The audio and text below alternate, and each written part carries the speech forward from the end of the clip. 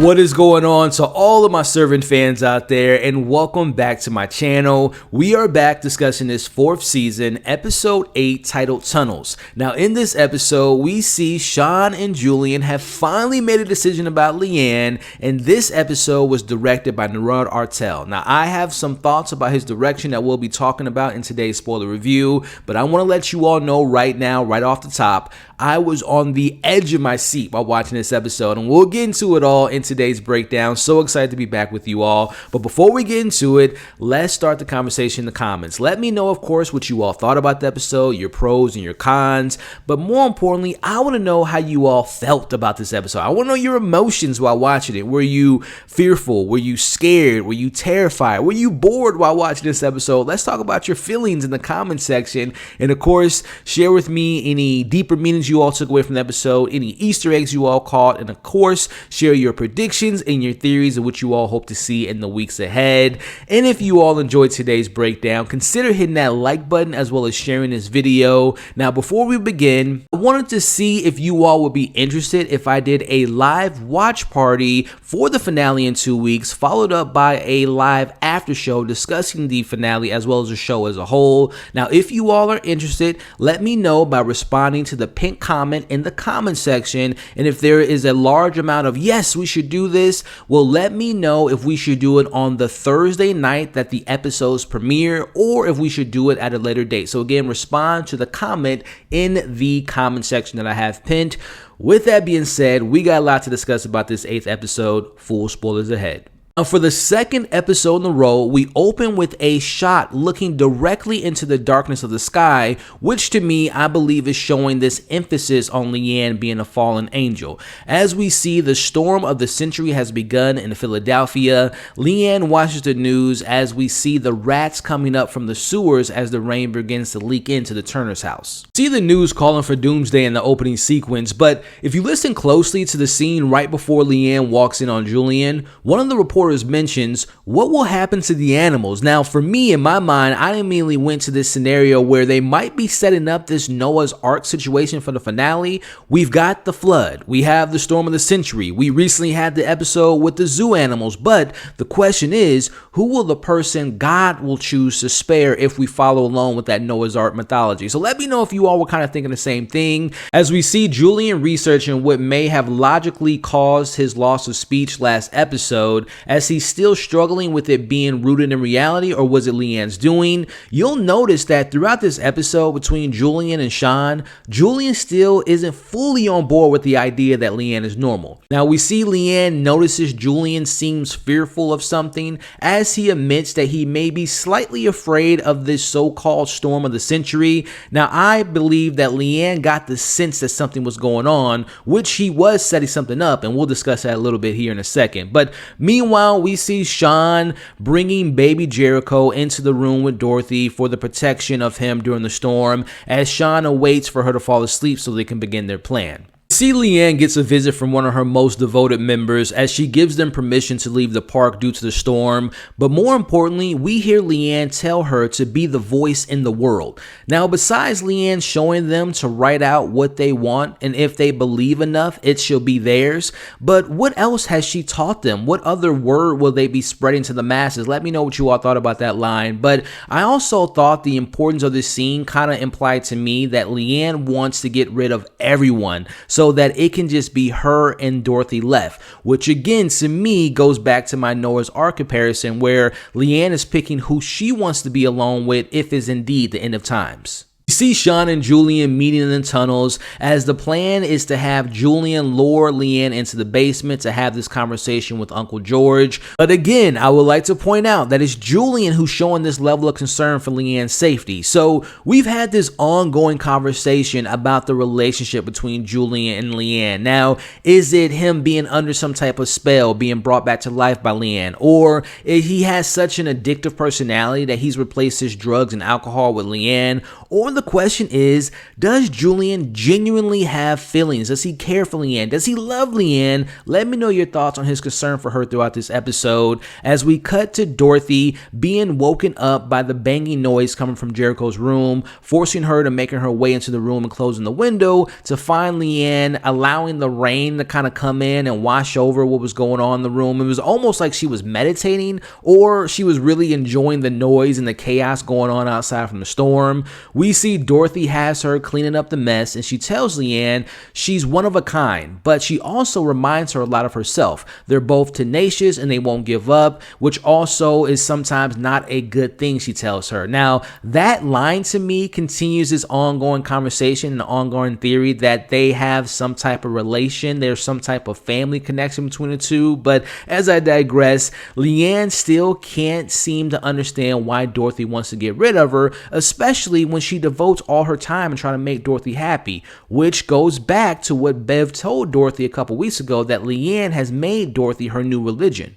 We see Dorothy simply wondering why, out of all the people in the world, why has she picked Dorothy, which is a question we all have. But instead of answering that question, Leanne would like her to explain to Julian and Sean that she's not a monster. Now, this is a very important line because we see Dorothy would like to continue this conversation, and maybe she'll convince Leanne to see her things in a different way. Now, by the end of this episode, they will definitely have a lot more time on their hands to have that one-on-one time. I found the next set of scenes to be very interesting as far as paralleling the two, as we cut between seeing Dorothy taking a shower and we see that scar on her back, which again kind of maybe alludes to some type of lesser sense connection. But while that is happening, we see the scar on her back from her accident. We see Leanne heads to the attic, allowing the rain to come in, and we get the lightning strikes, and she's laughing and she screams and looks up and says, "Is that all you got?" Now, is she directing this towards God or that dark shadow figure that we hear the lesser saints worship, or in their eyes, are they two of the same?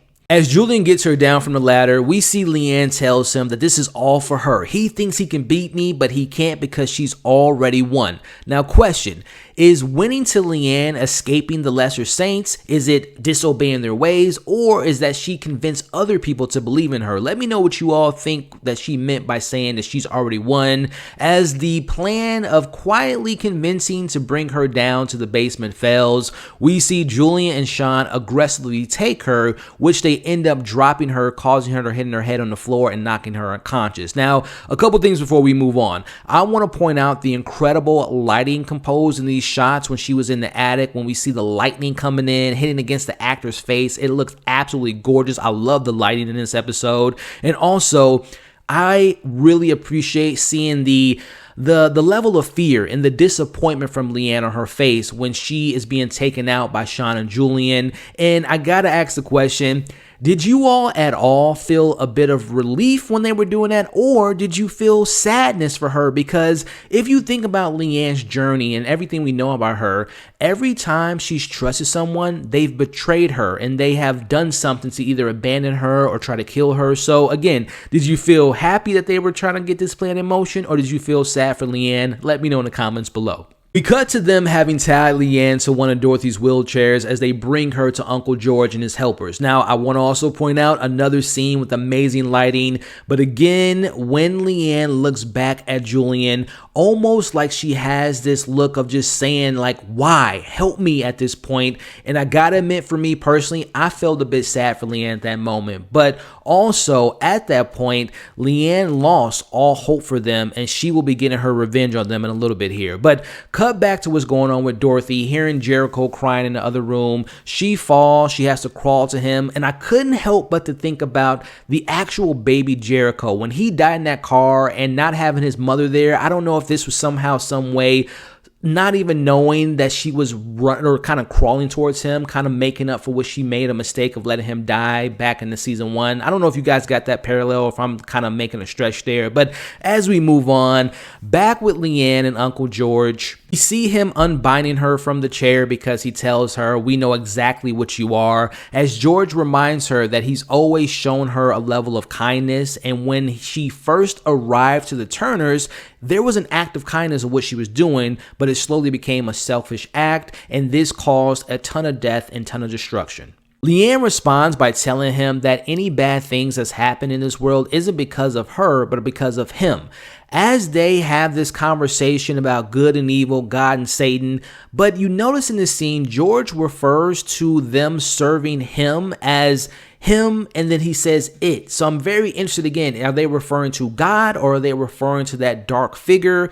As Leanne reassures George that she'll never believe in him or it, or she won't serve him or it again, as George tells her that she has truly fallen, which again goes back to fallen grace, her being a fallen angel, as he begins to cry because the world is about to end, as he tells her that she's an open wound and she doesn't belong here, and she's trapped this entire family in a living hell. Now, quick little side note, when he said that, them being trapped in living hell, I know that there's been a running theory for many years now that the idea that this house represents hell and that Leanne has created this some type of supernatural afterlife that she controls. Were you all thinking the same thing when he said that? Let me know in the comments below. But he tells Leanne there's still hope. Leanne can stop all this from happening if she's willing to do what needs to be done, which is ending her life. As they bring out the knife that we've seen before, which we know is a part of their ritual, but this time around, George acknowledges their past mistakes and Leanne must do it herself. And for a second there, George's words, or some may say his manipulative words that he's using on Leanne, almost gets Leanne to do it as he tells her God will forgive her, but he mistakenly says the wrong thing by calling and saying that he'll forgive her for her wickedness, as Leanne takes that burning knife and does exactly what she did to Aunt Josephina back in the season 2 finale. She ends up stabbing Uncle George in the bottom of his mouth. Now, I want you all to kind of go with me here. I think that was a very purposeful kill and a purposeful use of how the show wanted to have Leanne kill him, because if you think about Uncle George throughout the duration of the show, he's always been a man of words and not a man of action. So I think it was very smart of them to have her stab him in the mouth because his words end up getting him killed. Now, as we proceed to get the most violence that we've ever gotten in the show, as we see Leanne kills the remaining members by stabbing them to death, and then she goes back over to Uncle George, stabbing him in the eyes and slashing him on the sides, almost like she was recreating the requirements of their ritual that they do, and she lights him on fire and says he's all yours. So again, I don't think that that was an accident. She definitely was following the ritual of blinding the person, slashing them by the arms. There was no music playing, obviously, which is part of the ritual, but she ended up doing exactly what they've been trying to do for her for years. So some will say that was poetic justice. So that scene and the next few scenes that we get here, to me, were some of the most horrific, most disturbing, and frankly terrifying moments that we've gotten this entire series. And as a horror fan, I had chills while watching this and I couldn't believe what happened. And I don't want to sound crazy, y'all, but again, I love horror. I loved how they captured Leanne officially abandoning her innocence and fully embracing the darkness. Now, as we wrap up this episode, we see Leanne as humming Mockingbird, which I think was a callback back to season 1, because I think she used to do that when she was like holding and taking care of baby Jericho. As we see the literal fear in Julian's face as he tries to warn Sean, who was still in belief what Uncle George told them last week, that she's just this deranged girl. As they approach the basement door, again, straight up out of a horror film, the window breaks, causing that cheese knife that Sean was holding to stab himself in the chest. We see Julian apologizes, or he tries to apologize for what they just did, and he wants to just go to his phone and call 911 for Sean. You'll notice how Leanne looks straight out of a grudge, straight out of The Ring with the blood on her face. I mean, I'm telling you all, I was loving this scene so much. As we see Julian walks by her, she pushes him in the basement, and literally when this happened, I thought to myself, oh, she's about to kill both of them right now. We're about to say goodbye to both Sean and Julian, as Julian walks backwards into the sinkhole and he goes into the wine and the shells fall on him, which again I think was very intentional because we know he has a drinking history.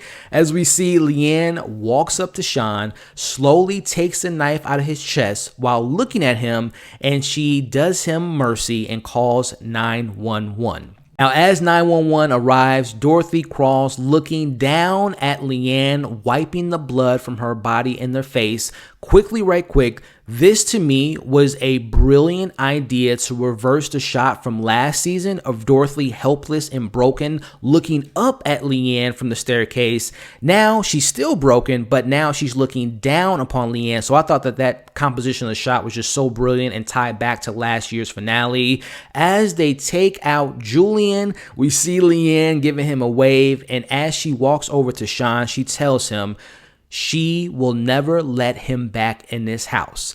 Now, it could be me, but it looked like Sean was trying to speak, but he couldn't. And I don't know if this was from the wound that he got from stabbing himself, or was this the same thing that Leanne did to Julian? Let me know if you all thought Sean was trying to speak, but he couldn't. And if it was the case, was it because of his injury, or do we think Leanne did what she did to Julian last week? Let me know in the comment section. But our final shot is showing Leanne walking upstairs to Dorothy, who's obviously frightened at this point, and she says, "What have you done?" And we see Leanne with this kind of innocent look on her face. She tells Dorothy that she didn't do anything because it was an accident, and she knows exactly how accidents happen, and it's just her and Dorothy now. Let me tell y'all something right now, man. This was exactly what she wanted from the start. Notice she didn't mention Jericho in that scene.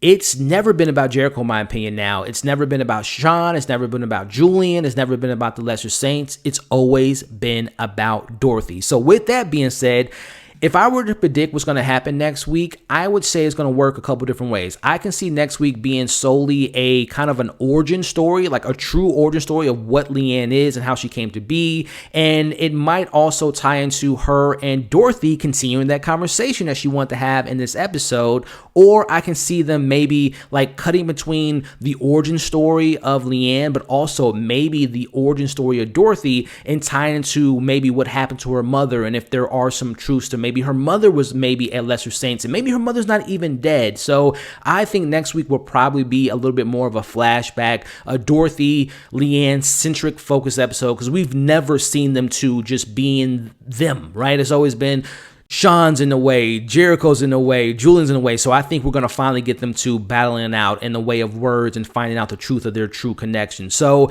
I'm also pretty certain that Sean and Julian might not be in next week's episode. And I also think this is the last time we're going to see the Lesser Saints. So overall, y'all, as far as my review goes, this was just from top to bottom, I think one of the best episodes in this entire series.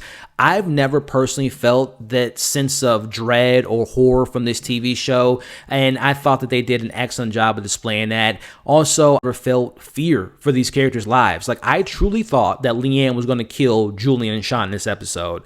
And just taking a moment to put a couple spotlights on a couple things. Number one, the performance from Nell Tiger Free as Leanne. She managed to make me feel bad for her at one point in this episode, and literally minutes later, I was extremely afraid of what she was going to do next. So her performance was absolutely next level. But speaking of next level, the director of this episode, who, by the way, the director has also directed some really great movies in his filmography, but he's also directed 4 episodes of Servant, and he also directed one of my favorite seasons of Stranger Things, which was he directed 2 episodes of last season. So he is a veteran. He's an MVP. He actually did an excellent job of directing this episode to me. And also, I want to give praise to the lighting department, the cinematography. They all deserve a round of applause. So that's enough for me. Time for you all to comment your thoughts in the comment section, your major takeaways, your deeper meanings, and of course, share your predictions and your theories of what you all hope to see in next week's episode, and of course, for the finale. And again, if you're still here watching this review, number one, I appreciate you. Put in the comments right now, #Wicked, but also let me know, like I mentioned up top, if you all want to do a live watch along for the finale in 2 weeks, as well as doing like an after show. So again, respond to the pinned comment in the comment section. You all are awesome. Hope you enjoyed today's breakdown. Just a friendly reminder before you all leave to like the video, share the video, leave your thoughts in the comments. And of course, if you haven't already, as you all can see on the screen now, come and join the community. Check out my other reviews for Servant. Check out my most recent breakdown, and we'll catch you all on the next video.